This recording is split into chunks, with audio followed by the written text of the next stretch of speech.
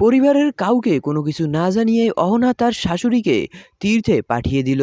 তাহলে এবার পরিবারের কাছে তারা কি জবাব দেবে? কি বা হতে চলেছে অহনা এবং তার ভাবিদের সাথে? হ্যালো গাইস, কি অবস্থা সবার? নিয়ে আসলাম ছোট বউ ধারাবাহিক নাটকের আগামী পর্বের ধামাকাদার আপডেট। পর্বের শুরুতে আমরা দেখতে পারবো যে অহনা তার ভাবিদের সাথে তার শাশুড়িকে তীর্থে পাঠানো নিয়ে কথা বলছিল। ঠিক তখনই সবাই বলতে থাকে যে অহনা, তুমি যেটা এটা করতেছো, এটা কতটুকু ঠিক হবে? পরিবারের কাউকে না জানিয়ে বড় মাকে যে আমরা পাঠাচ্ছি, একবার যদি পরিবারের লোকেরা এটা জানতে পেরে যায়, তাহলে আমাদের কি এই বাড়িতে থাকা হবে?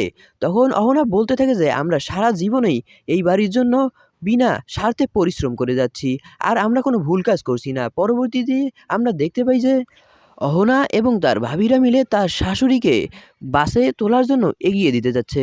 ঠিক এই মুহূর্ত পর্যন্ত অহনার শাশুড়ি জানতো না যে তাকে আসলে তার বউরা মিলে তীর্থে পাঠাচ্ছে।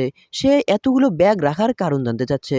তখন অহনা তাকে বলতে থাকে যে এগুলোতে খাবার রয়েছে এবং কিছু গুরুত্বপূর্ণ আসবাবপত্র এবং কাপড় চোপড় রয়েছে।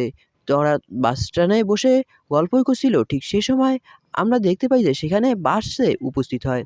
অহনার ভাবি তখন বলতে থাকে যে বাস এসে গেছে, এখন আমাদের সবাইকে এখানে উঠতে হবে। ঠিক তখনই আমরা দেখতে পাই যে বাসের ভিতরে অহনার শাশুড়ির ভাইও ছিল। সে তাকে ডাকতে থাকে।